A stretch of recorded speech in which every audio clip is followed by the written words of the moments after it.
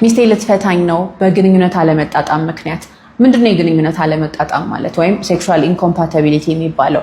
ይሄ ቃል ትክክለኛ የሆነ ነገር አይደለም። ምክንያቱም ከግንኙነት ላይ ያሉ ችግሮች ማንኛውም ትዳር ውስጥ ያሉ ችግሮችን እንደምትፈቷቸው አብዛኞቹ መፈታት የሚችሉ ስለሆኑ ማለት ነው። አለመጣጣም የሚለው ቃል መፈታት አይችልም ችግሩ የሚል ነገር ከጀርባው ስለሚያመጣ ልክ የሆነ ቃል አይደለም። ታዲያ እንደዚህ አይነት ልዩነቶች በሚኖሩበት ጊዜ እንዴት ነው መፍታት የምንችለው ነው ዋናው ጥያቄ።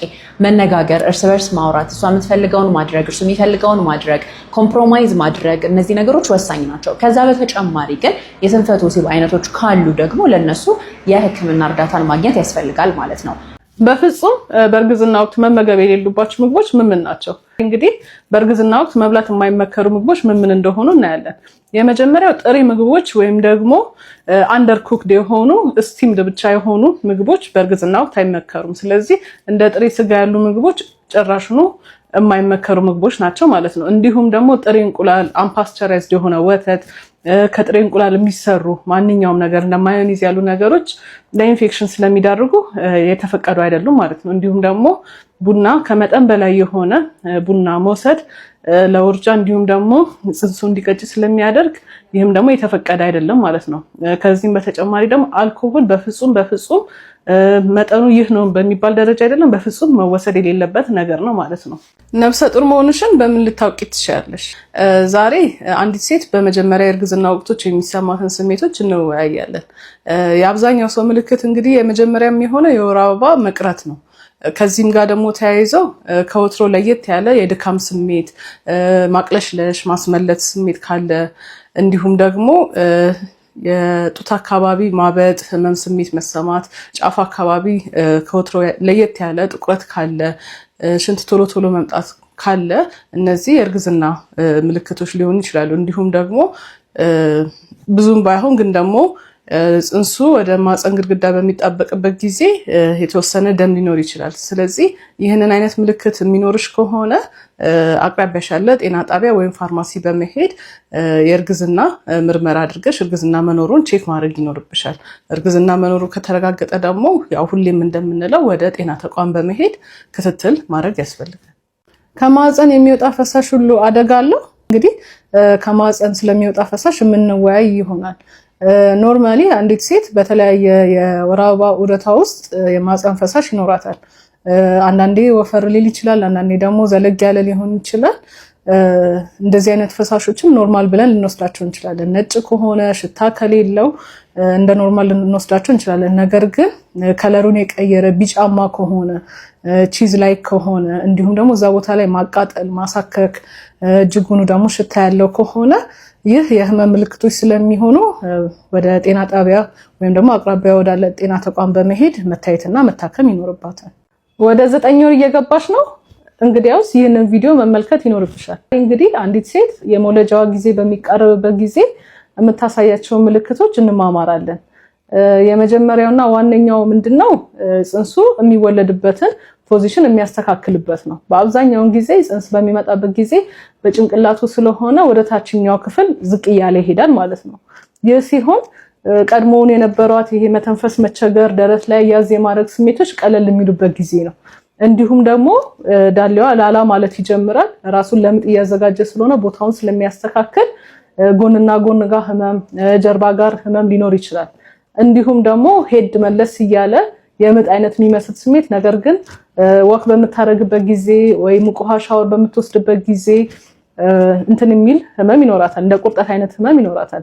ከዚህም በተጨማሪ ደግሞ ከማህፀን የሚወጣ ወፈር ያለ ደም የቀላቀለ ፈሳሽ ሊወጣት ይችላል ማለት ነው። ነገር ግን አንዲት ሴት ምጡ እየተፋፋመ የሚመጣ ከሆነ፣ ቶሎ የሚመጣ ኢንቴንሲቲውም እየጨመረ በኃይል እየሆነ የሚመጣ ከሆነ፣ ቶሎ የእንሽርት ውሃ ከፈሰሳት እንዲሁም ደግሞ የእንሽርት ውሃ ሲፈስ አረንጓዴ የመሰለ ነገር አብሮት ከወጣ ጽንሱ እየታፈነ ሊሆን ይችላል። ስለዚህ ቶሎ በአፋጣኝ ወደ ጤና ጣቢያ መሄድ ይኖርባታል ማለት ነው። ሾተ ላይ ምንድን ነው? ዛሬ እንግዲህ ስለ ሾተ ላይ የምንወያይ ይሆናል። በመጀመሪያ ይህንን ለመረዳት የደም አይነቶችን ማወቅ ያስፈልጋል። ኤቢ እና ኦ የሚባሉ አሉ። እነዚህ የደም አይነቶች እላያቸው ላይ ዲ የሚባል አንቲጅን ሊኖራቸው ወይም ላይኖራቸው ይችላል። ይሄ ዲ አንቲጅን ያላቸው ሰዎች ፖዚቲቭ ወይም ደግሞ ኤ ፖዚቲቭ፣ ቢ ፖዚቲቭ፣ ኦ ፖዚቲቭ እያለን የምንጠራቸው አይነት ሰዎች ይሆናሉ ማለት ነው። ይሄ ዲ አንቲጅን የሌላቸው ሰዎች ደግሞ ኔጌቲቭ ወይም ደግሞ ኤ ኔጌቲቭ፣ ቢ ኔጌቲቭ እንዲሁም መሰል የደም አይነቶችን መጥራት ይቻላል። ስለዚህ ሾተ ላይ ህመም የሚከሰተው ምንድነው? አንዲት ዲ አንቲጅን የሌላት ወይም ደግሞ ኤ ኔጌቲቭ የምትሆን ትችላለች፣ ቢ ኔጌቲቭ ወዘተ ያላት እናት የጸነሰችው ከፖዚቲቭ ከሆነ ወይም ደግሞ ኤ ፖዚቲቭ ቢ ፖዚቲቭ ከሆነ ሰው ከሆነና ጽንሱ ራሱ ደግሞ ድጋሜ ዲ አንቲጅን ያለው ወይም ደግሞ ፖዚቲቭ ከሆነ ክሮስ ሊንክ ያደርጋሉ። ማለትም ምንድነው? ብዙውን ጊዜ የጽንስ ደም ወደ እናትየው አይተላለፍም። ነገር ግን አንዳንድ ጊዜ ይህ ደም ወደ ሰውነቷ ሊገባ ይችላል። ስለዚህ ይህ ፖዚቲቭ የሆነው ነገር ወደ ሰውነቷ በሚገባበት ጊዜ እንደ ባዕድ ስለሆነ የሚያየው ያንን የሚዋጋ ኬሚካሎች ያመነጫል ማለት ነው። ይህ ኬሚካል ደግሞ በቀጣይ እርግዝና ላይ ለሚኖራት ጽንስ አደጋ ይሆናል ማለት ነው። እስከ ውሃ መቋጠር፣ ሲወለድ ቢጫ መሆን፣ የልብ ድካም፣ ብዙ ህመሞችን ሊያስከትል ይችላል ማለት ነው። ስለዚህ ይህ ለመከላከል ምንድነው የሚደረገው?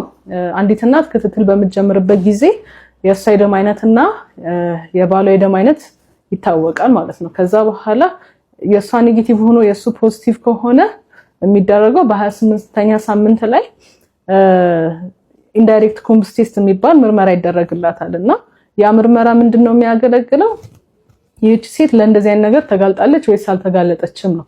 ስለዚህ ያልተጋለጠች ከሆነ ቀጣይ እርግዝናዋን አፌክት እንዳያደርገው አንታይዲ የሚባል መድኃኒት ይሰጣታል ማለት ነው። ይህ መድኃኒት በ28ኛው ሳምንት ላይ ይሰጣል። ዳግም ደግሞ ከወለደች በኋላ በ72 ሰዓት ውስጥ ሊሰጥ ይችላል ማለት ነው።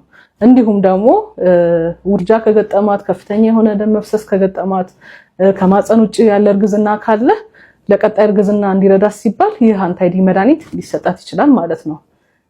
ይህን ይመስላል። ሌሎች ተያያዥ ጥያቄዎች ወይም ደግሞ ማንኛውም ከእርግዝናና ከወሊድ ጋር ተያይዞ ያላችሁን ጥያቄ ኮሜንት ሴክሽን ላይ አስቀምጡልኝ፣ መመለስላችሁ ይሆናል። ጽንሱ ቀጭጯል ሲባል ምን ማለት ነው? ሴት እናት በእርግዝና ወቅት ጽንሱ ቀጭጯል ከተባለች ትርጓሜው ምንድነው? ያ ጽንስ በዛ ሳምንት ላይ ከሚኖረው ኪሎ እጅጉን ቀንሷል ማለት ነው።